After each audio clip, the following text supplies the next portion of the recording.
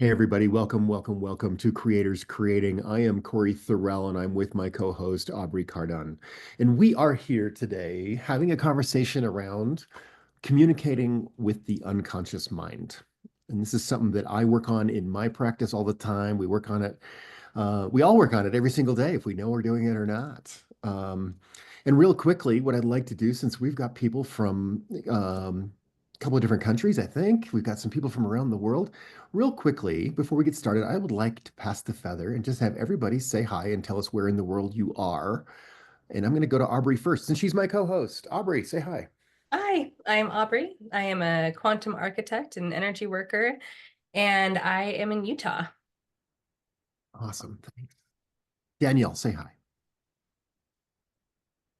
Hi, I'm Danielle or Danny, and I am in Salt Lake City, Utah. I'm a body worker and body, mind, spirit. Woo! Excellent. Maria, say hi. So, hello, my name is Maria Elena. I'm in Spain, near Barcelona, Mediterranean coast.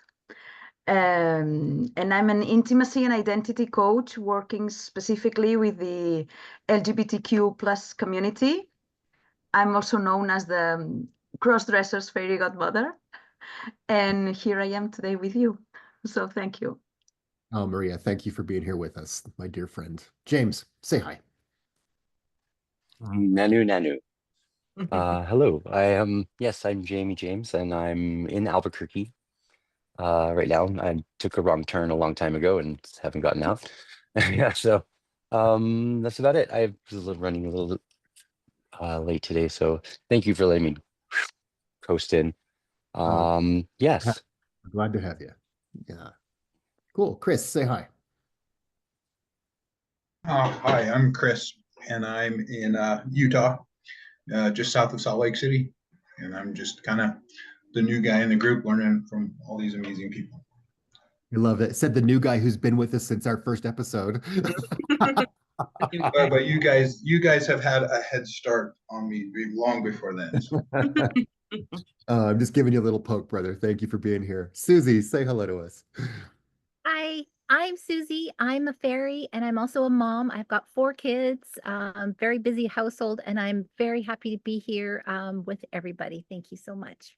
Awesome. Thanks, everybody, for being here. So, as we get started today, I want to start with the 4 agreements, like we always do, which is, our self-governance of each other and how we are together. And here they are. And what I'd like to do is I'm going to read them twice. And this is what we always do as well. One's for our intellect to just understand what's here, and the second time to feel what is here. And here they are. Personal material shared in the circle is confidential. Personal material shared in our circle is confidential. We listen to each other with curiosity and compassion, withholding judgment. We listen to each other with curiosity and compassion, withholding judgment. We ask for what we need and we offer what we can. We ask for what we need and we offer what we can. And from time to time, we will pause to regather our thoughts and focus. From time to time, we will pause to regather our thoughts and focus. And so with that, our circle is open. And the other thing Aubrey and I, we always look for a little piece of art or beauty just to help the transition from where we were into the sacred space that we are creating here today. And Aubrey found a poem today that I'm going to read. And it's a poem called it's called Joy Comes Back. And it is by the poet Donna Ashworth. And so here it is. When you finally realize that joy is less fireworks, more firefly, less orchestra, more birdsong, she will come back much more often.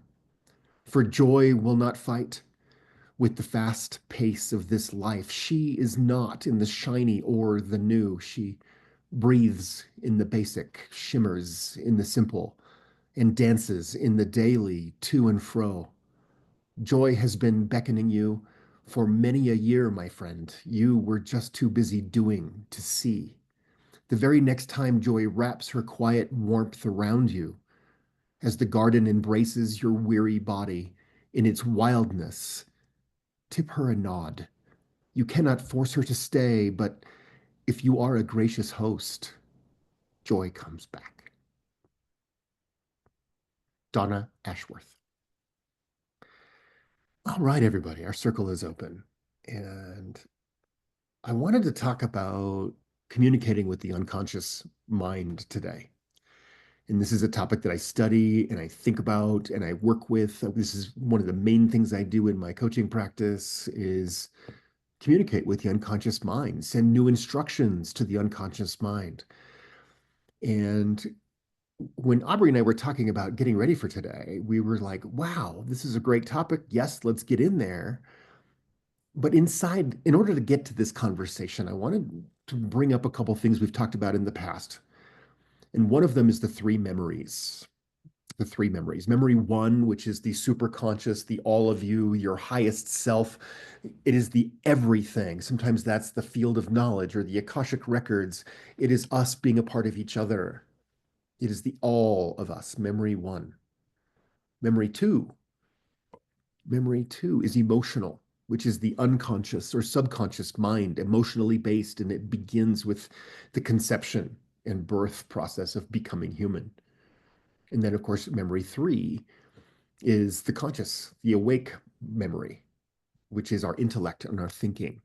And so in these three memories, it's important that we're basically having memory three and memory two, having a conversation and sending some new instructions together.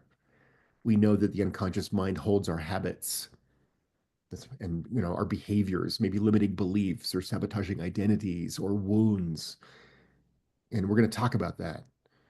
But also in what's here as part of memory three is the ego. Our ego is here. And I want to pass the feather to Aubrey, because we've got some wisdom, we've got some knowledge about the ego and the role of the ego, the job it plays. And sometimes our ego is our enemy. But what if the ego could be our best and most important ally? Maybe. Aubrey, get in here. Mhm. So I love talking about the egos because I think the ego is quite misunderstood. And if we really look at our ego from a more mechanical level, and if we like, so the information we sort of talked about last week about sort of the things that kind of comprise our identity in this human form, you can kind of look at the ego as that container for perception that we were talking about last week.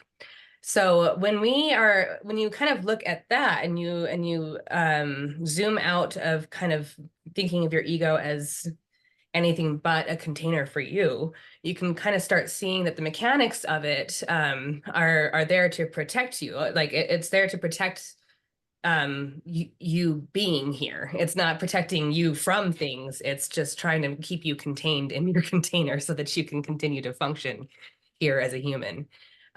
So one of the main things that our ego does that sometimes can feel frustrating is it will protect you from it will get really sometimes your ego will get really defensive if you have some sort of wound or insecurity or something inside that your ego kind of needs to like contain because you're not ready to look at it yet. And I think it's pretty common for a lot of humans to sort of look at that defensiveness or that kind of like insecure behavior that is indicative of someone who isn't whole and kind of like look down on it. But that's a very good way to shame someone into never healing. Instead, what we need to really be doing is looking at the places in our container, in our egoic container, that in which we are acting defensive. If you're frustrated about anything, that's a really good indicator that you're not being present with yourself in the now. And instead of looking at those as character flaws, look at those as opportunities to start identifying what parts of you that you get to heal. And the more that you do that, the more that you kind of shift that perspective and change the way that you think about your reactions and your behavior, the more that you can start to become friends with the egoic container. And Corey, as we were talking about this move and preparing for this lesson today, he made a very good point that once you start healing all those wounds and become friends with your egoic container, the function of it starts to really change. If your ego is spending so much time trying to protect you from things, then it doesn't really have time to do anything else. But we're all moving right now into a much more creationary state as a collective. Like all humans right now are kind of going through whatever it's going to take to clear the things that are in the way of truly being in a creationary state at all times.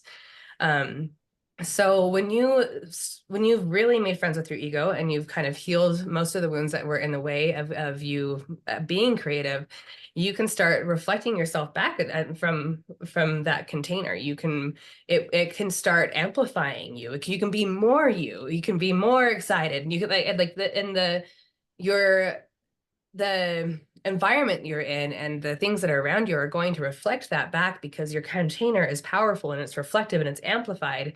And the way that works, the way that any energy works that we've talked about many times is if you model energy, then the energy around you will start responding to that. And so you being more you and you being more amplified is going to make the people around you feel safe to and know how to be more them and amplify them.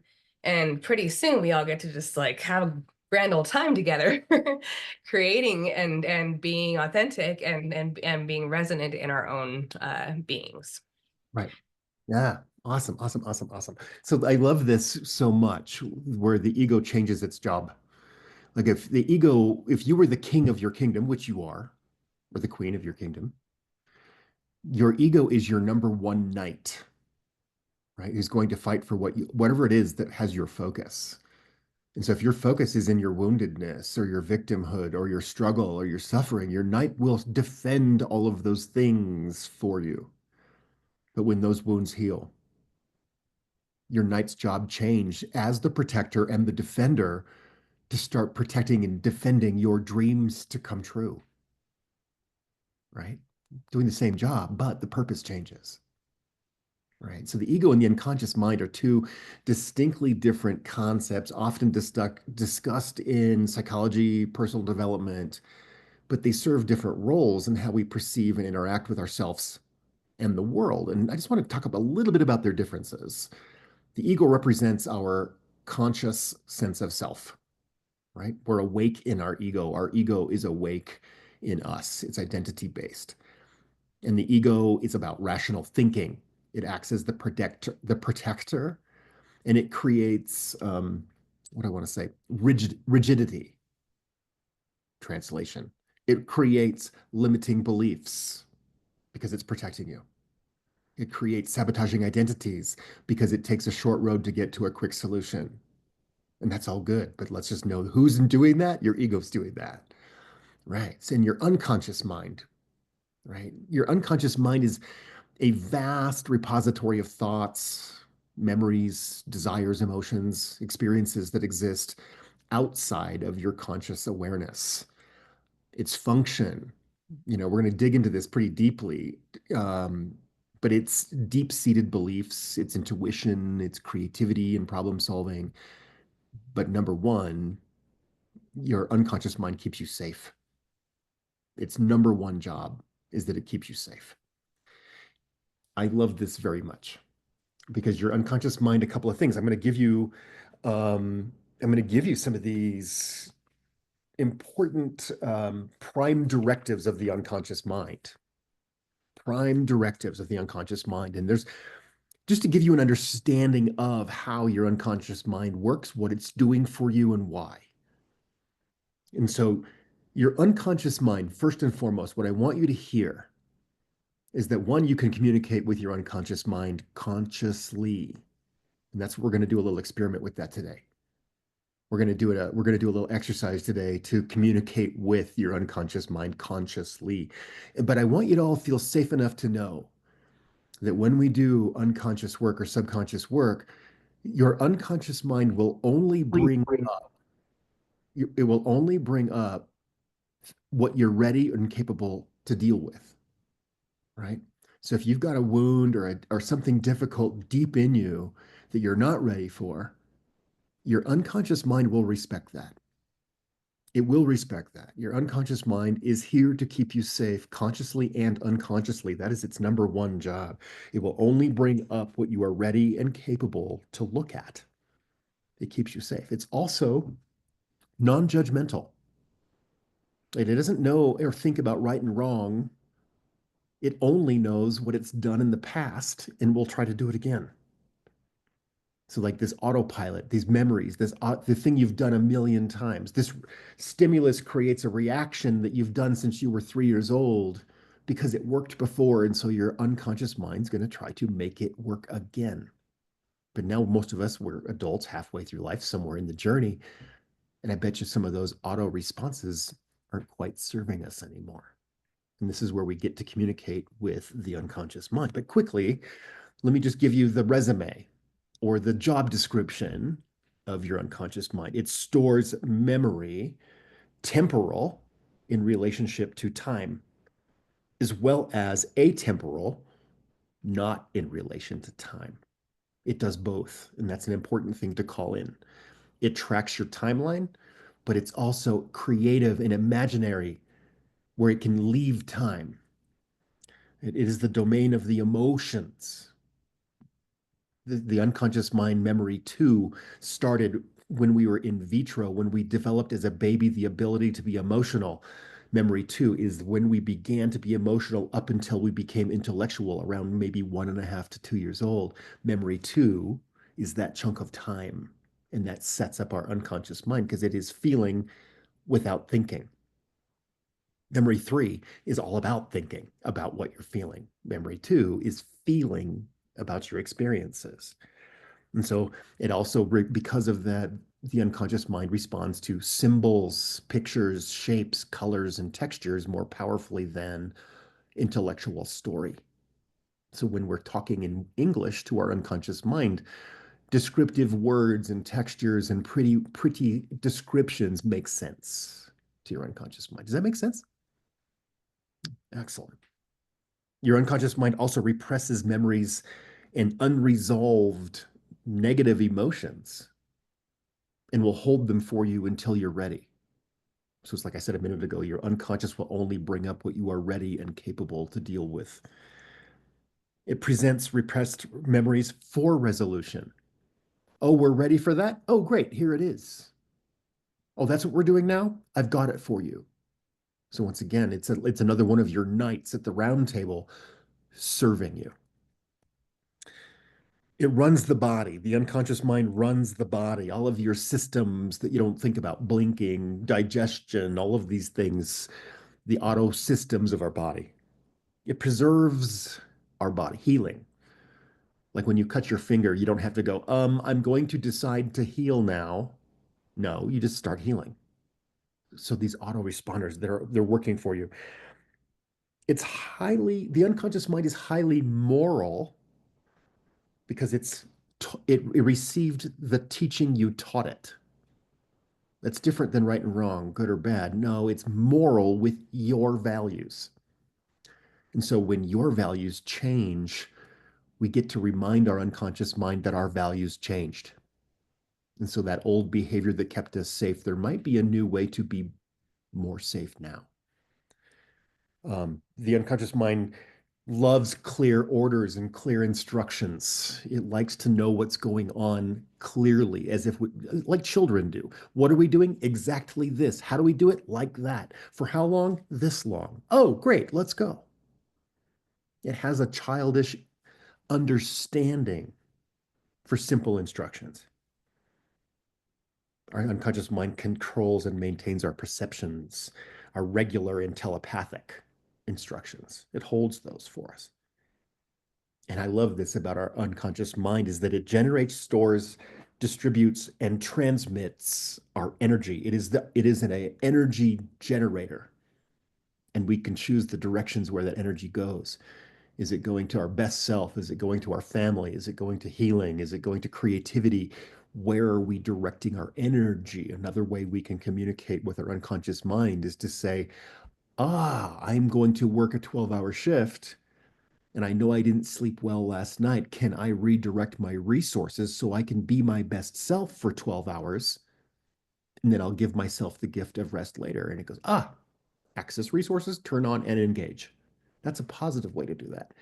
A fearful way to do that, fear response, flight or flight. Oh my God, endorphins rush, get you out of danger, and then you rest. Same thing, different route, right? So it's symbolic, like I said, symbols. It's programmed to continually seek more and more. Your unconscious mind always wants the next step. It's curious. And I think we'll all resonate with this. Your unconscious mind takes things personally. So when you feel things personally, it's your unconscious mind in your emotional state without thinking. It's like, ooh, that hurt. Or, ooh, you like me. Where in the spectrum of personally are you taking it, good or bad? But that's where it's happening. It works on the principle of the least effort, the path of least resistance. Your unconscious mind wants to get it done now, get you there quick, right? And I love this very much. This is my favorite thing about the unconscious mind. When I finally understood this, it changed everything, is that your unconscious mind does not process negatives. It doesn't understand negatives.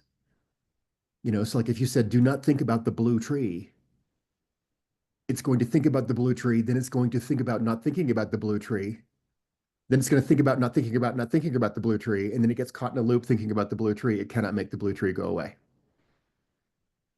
right? So when we ask and communicate with the unconscious mind, it's important to state things in the positive, because our unconscious mind wants to protect us and keep us safe. So if we go to the unconscious mind saying, here's my problem and it's killing me, it's going to loop, create sabotaging identities and protection loops and behaviors to do just that. However, we can reframe the very thing to say, hey, actually, my solution is, because of that, this. Now your unconscious mind takes that creativity and that energy generator, and takes off down a different path. Okay, so I'm going to stop right there real quick. That's the job of our unconscious mind. Questions, comments, ahas. What's sparking for you? Did you learn anything new about the role that your unconscious mind is playing for you? I know I just said a lot. How you doing? Yeah, I really enjoyed the not framing things in the negative. I mean, we talk all the time about speaking in positives instead, but that scientific view of that the unconscious mind can't actually process that, and it hooks it into that loop. I've done that to myself so much, trying to change a negative thought pattern, and it's infuriating. So that's a huge aha for me, and that understanding of why it works better to frame things in the positive feels much more grounded than like the woo woo no bad days toxic positivity crap. So thank you for that. Exactly, because that's a loop as well. Mhm. Toxic positivity is a negative loop. And that's a conversation that we should probably do an entire episode just on toxic positivity. That's a great topic. Yeah, the self-gaslighting of the new age and also cognitive behavioral therapy. Same thing. Because we all do it. We all do it. Yeah. Anybody else? Ahas, information. What's sparking for you? New information. What did you learn? Anybody else? I learned that I have the power. It's like all about what I give my attention to and practice, I suppose. Right.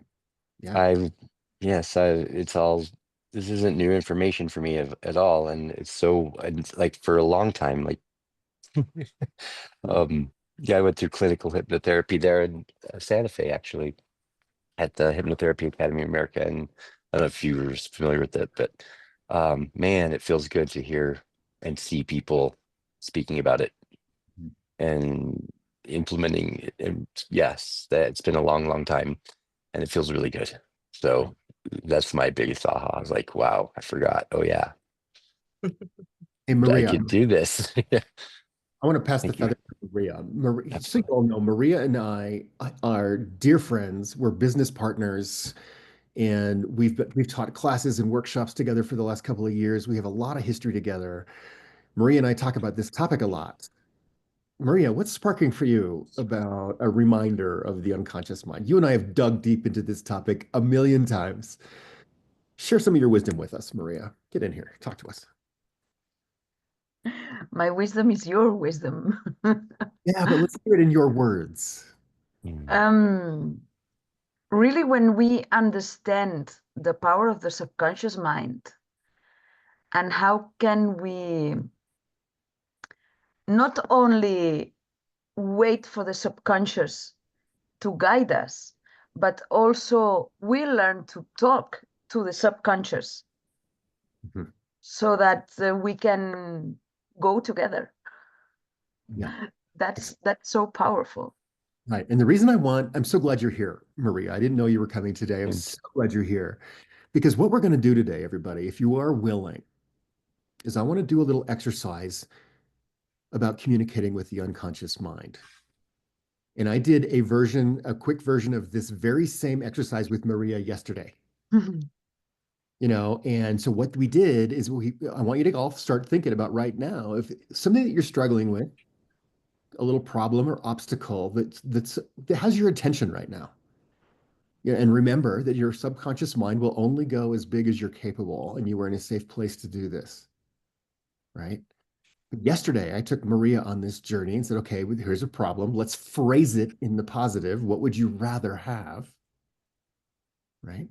Maria, a day after this process, you did this with me yesterday. How do you feel?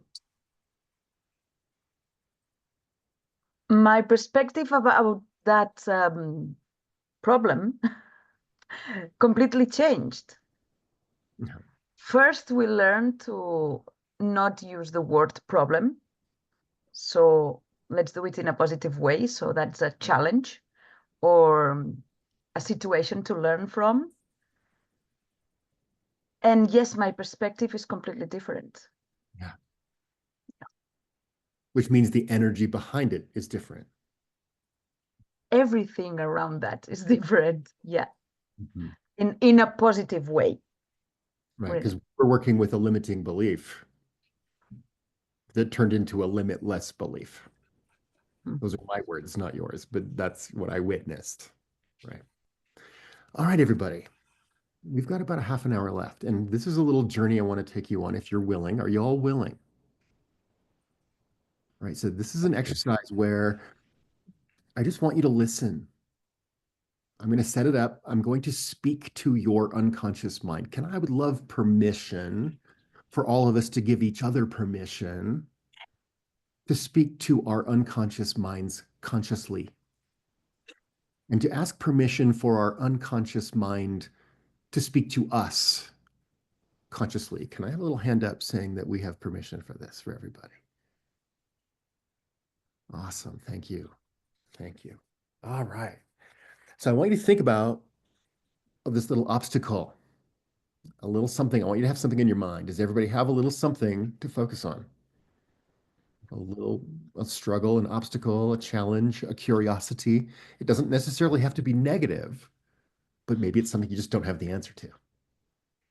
Does everybody have an obstacle or a challenge in your mind? Something you would like to work on? Is everybody there? Everybody have something? Can I know that from everybody? Okay. James, you have one? Yes, I do. Aubrey, do you have one? Aubrey Yeah. hasn't done this, so she's going to go too. Awesome. Okay, so everybody, the great thing is I just want you to listen. And I want you to know that the words of this journey are very well chosen with neuro-linguistic programming, presuppositions, symbols, and pictures, because it's designed for your unconscious mind to understand. So I'm going to ask your consciousness to witness, and I'm going to ask your unconscious to respond. I invite you to have a journal handy, to make some notes handy if things are sparking or you're getting some learnings write them down. But I'm also calling in the scribe. We all have our own spiritual scribe to remember all of this so that you don't have to now. And here we go. So I invite you to listen and harvest some information. Let's begin. Thank you for your time, unconscious mind, and the opportunity for you to experience what it is that we do. And to be able to help you get some clarity with a direction that you're moving towards, or a resolution of some outcome or challenge of something that might be challenging you. You will have a good idea of how powerful this is, how powerful it could be for you and your host. You'll know whether it's something you might want to continue to do. You'll know that communicating with your unconscious and your conscious mind is something you might want to continue to do. Is that okay with you, unconscious mind? So we're going to go through a little process. It's a series of questions that I'm going to ask, about 9 questions.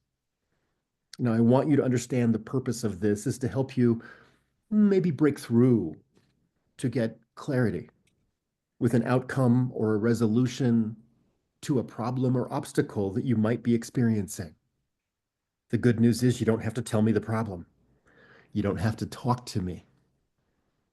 This is a non-verbal exercise. And we find it's more powerful when we get our clients, to consider the answer to the question and let you talk to yourself. Trust your intuition. Trust the ideas that pop into your head. That's your intuition talking, your imagination sparking. If you find yourself trying to overthink it, stop thinking and blink it. Don't think it, blink it. And then move on to the next thought, right? Let the next thought come. That way they can really click into the power that they have themselves and realize it's never about the human, the moment, the guide. It's about what's here now. It's about helping. Does that sound okay to you?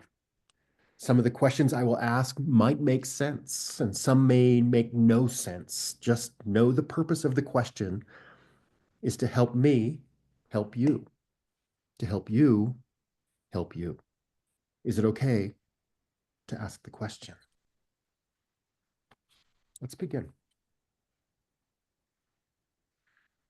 I'm going to ask some questions, and I want you to, if you wanted to write some things down, great, but really, I would love it more if you just consider the question and do the work of noticing what comes.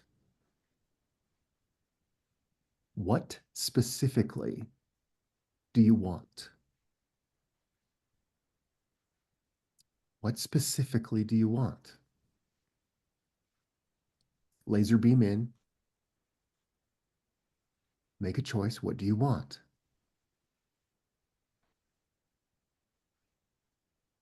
Once again, this is speaking in the positive, considering the obstacle or maybe problem or negative. We're speaking in the positive. What do you want specifically?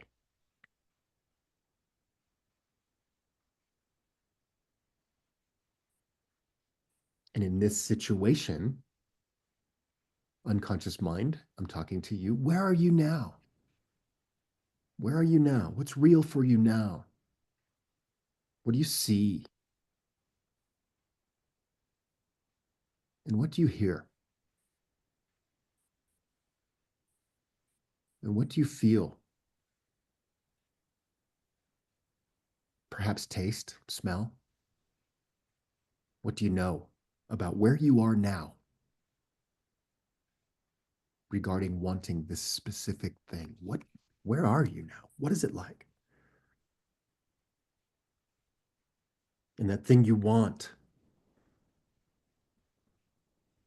your desired outcome. Let's take a gander, look at it closely. What will you see about your outcome? What will you hear? And what will you feel? when you have it. Let's make that jump unconscious. As if now. As if now. What do you see? Who else is there? What room are you in? What is the temperature? Where on the planet are you? What do you hear? What is the food that you're eating? What are the smells around this thing you want? So compelling, so beautiful. I want you to see it in front of you. That picture, that movie screen, the desire. What specifically do you want? There it is in front of you. Harvest some more details. How good can you make this picture? What are you noticing now that you didn't notice before? What else is there? What's the story underneath the story? And this beautiful thing, this compelling desire, how will you know when you have it? How will you know when you have it? What's the proof to you that your dream came true? Your desire arrived? How will you know when you have it?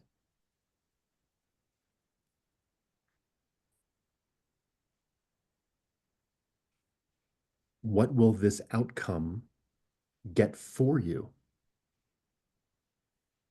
When you have this, what will it get for you? What will it do for you? What will it allow you to do? What's becoming possible because of this outcome?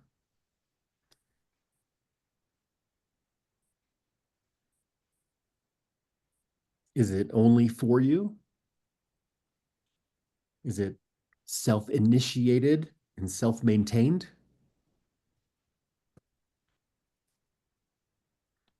Or is it for more than you?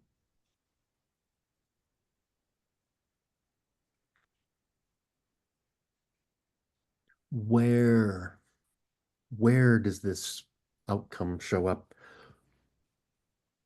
When? When does it show up?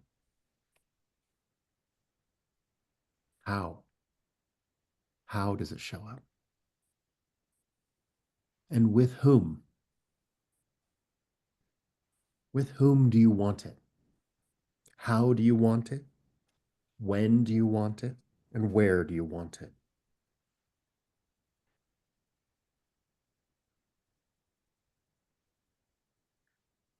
And what resources are desired or needed? What do you have now?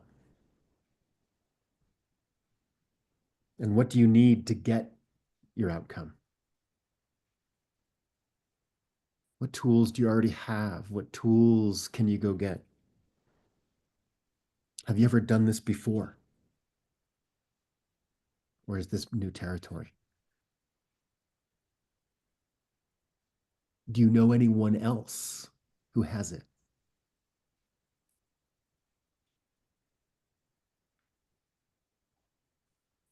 Does it exist in the world now, or are you creating something brand new?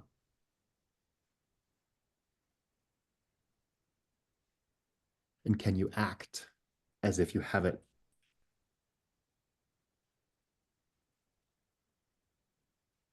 And for what purpose do you want it?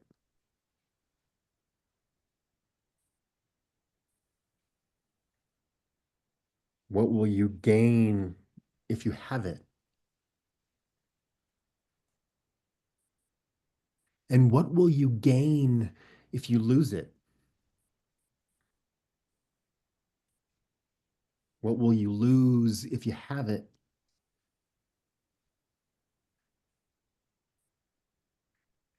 What will happen when you get it?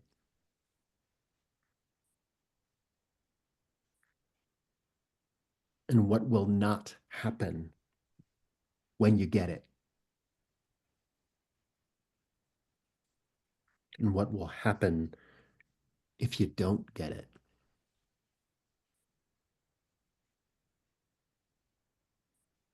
And what will not happen if you don't get it?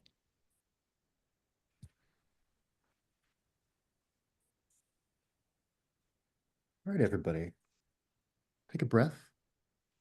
Come back in the room with me. Ah, I want you to wiggle your toes and wiggle your fingers, and I want you to think about furry whales swimming through the universe. Break state, come back in the room. And I want you to think about that old outcome, that old problem, or the old struggle. And I want to know, has something shifted? I want to know if something's different. I want to know your experience about harvesting information from your unconscious mind and maybe asking if, did your story change? How you doing? I think one thing I noticed is that even just paying attention and actually giving space for my body and for my unconscious mind during that time, simply giving it attention and asking it questions was shifting my vibration, just because I think a lot of us don't actually take the time to sit and listen to ourselves. And so setting aside the time to do that is the first and biggest step. Yeah. All right. So Aubrey, you've got the feather. You know, did your story change? Yes, it did. I mean, I think one of the things I noticed while I was kind of going back and forth is I had some repetitive thoughts come back up, and I was able to kind of identify with them when they came back up because they were a story. And I think that's, I mean, we talk about how identifying stories is kind of the goal, and so I love an opportunity to identify a good story, so that I can change it. And yeah, I thought that was a great. Maybe a question to ask for the essence of time. We've got about 10, 11 minutes left. What was the learning, the aha? What did you learn from this? Maybe maybe that's a better question to ask as we go around. Yeah. I feel like I learned more about myself, but I would love to pass the feather around. Is there anyone that would like to speak about what we kind of what you learned today? Yeah, I'll speak. It was insightful for me to sit with what my senses were picking up, imagining myself in this ideal scenario where I have what I want. And what came to me was just a sense of peacefulness and this calm that I feel in my body when I'm actually doing what I'm meant to be doing and supposed to be doing. And that's been an interesting lesson that's popped up for me lately, is like allowing myself to be led into the manifestation of where I'm meant to be instead of trying to push the river and decide what that is. The Mm. choices that I've made to put myself places are kind of dissolving and creating anxiety, but the aspects of those scenarios that I was led into are giving me the same feeling in my body that I was feeling when I was imagining what was going on around me, what I was seeing, hearing, tasting, smelling, and Mhm. feeling. And so yeah, I guess calming that limbic system is the feeling that I'll get when I'm operating at full capacity in my bigger picture contribution, uh if I'm in the right place. I don't know if that makes sense. Yeah. The issue I started with was people projecting on me, like I'm a naturally confident person, and people who are operating in insecurity or jealousy of that project onto me qualities that are not who I am. Mhm.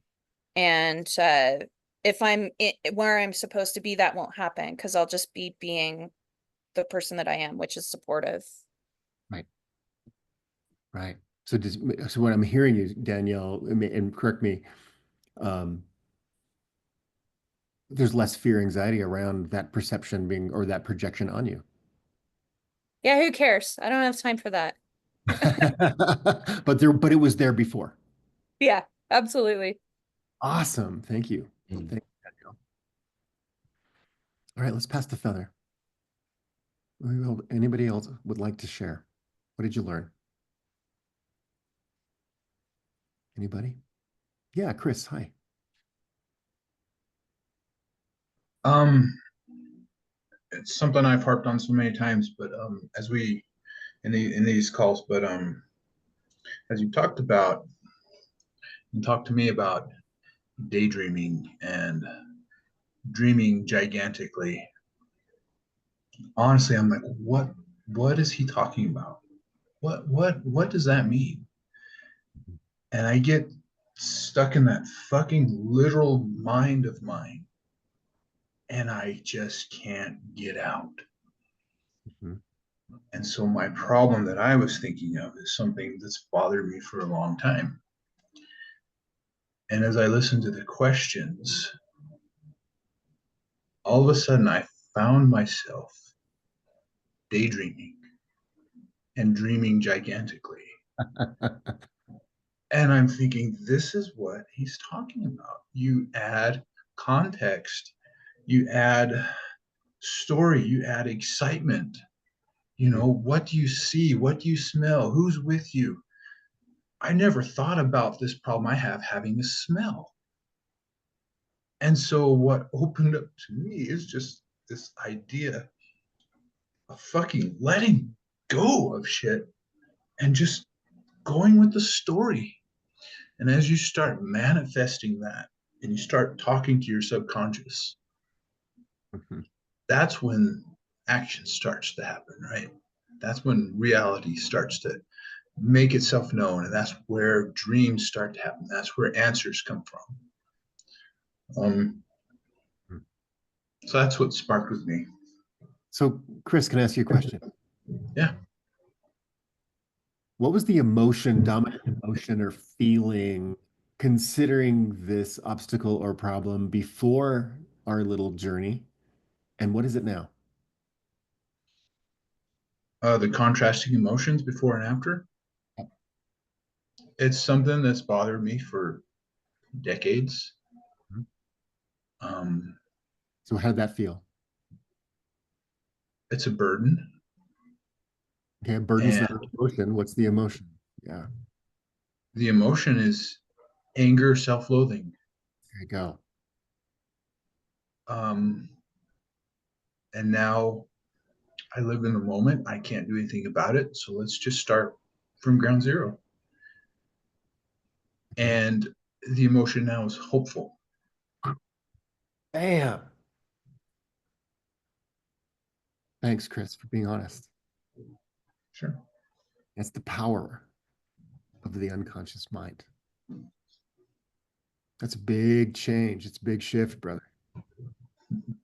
And this goes out for all of you. Like, if what we did here today is triggering you, I want you to call me. Okay. That's my invitation to you. If what we've done here today is waking something up in you, I want you to call me. Okay. Susie, let's pass the feather to you.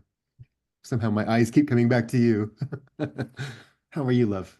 I'm doing great. And sorry, I forgot to mention earlier, I'm from Ontario, Canada. I'm sorry, I don't know why. Yeah. Yeah. Okay, getting back. No, that was a really a great exercise, and it just made me think of this past week. I've just had a few personal attacks, and I'm just working out how to deal with them. And I guess that the attacks kind of felt a little bit at first like fear, anger, and wanting to be combative. So I was just very, very defensive.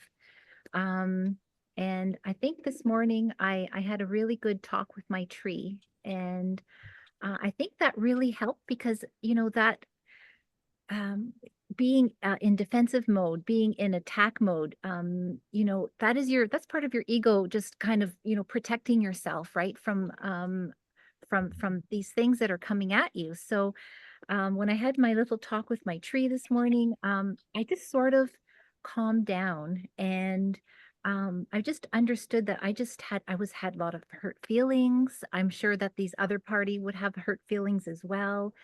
And just um, I just got to a place where I think I understand now. I sort of have a little bit of understanding and I have a little bit of forgiveness and a bit of compassion. And I think that all helped with a bit of healing. So I just felt that I'm just at a little better place with my subconscious because of that process I had with the tree. But going through all of those questions, it really reiterated everything that I was going through with my tree, and it really, hammered it, anchored it in for me. So I'm very grateful. Thank you. Awesome. So I'm going to ask the same question, Susie. If there was an emotion, dominant emotion before our little journey today and an emotion after, what would they be? It's a bit sad. Started it sad? No, I'm just now it's sad. At Okay. first I was just very maybe not understanding and a little bit angry and hurt, but now I'm just sad. Okay. That's an awesome acknowledgement. Angry and hurt and maybe confused. With some clarity, now we've moved up the Chinese medicine ladder from anger to sadness, which means that we get to work on sadness next. You can't work on sadness until you work on your anger, right? You can't do anger and sadness at the same time. So well done. Good work. That's why I wanted to call it in. Thank you, Susie. Yeah. James. Wow, it was really intense. I kind of was like going in and out, like all of the questions were like merging into to one. I don't know. It was like kind of was really entranced. My feeling when I started my all day today has been really, really emotional, really intense. Feelings of I want to say not good enough kind of thing or something, or like Mhm. wrong or something not good enough, which is wild. And it was just hanging around me all day. And so through this, peace is really what's come from it. Just being without a thought or belief and just letting the questions go through and feeling and seeing and even smelling Mhm. uh, where I am Yeah.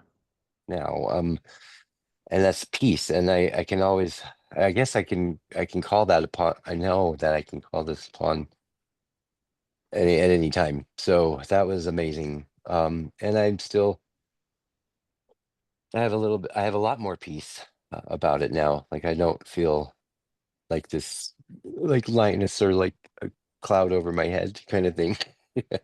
So I have sunny skies now of Mhm. peace. So that's a little bit better.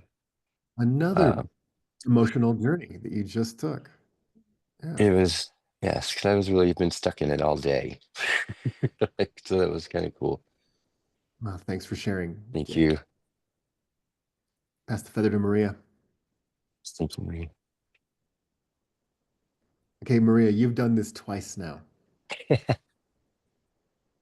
For me today, it was like reinforcing yesterday's answers.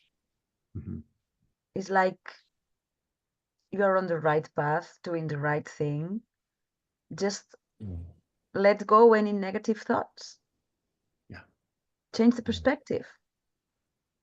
Mhm. There's nothing else to do. There's nothing else to change.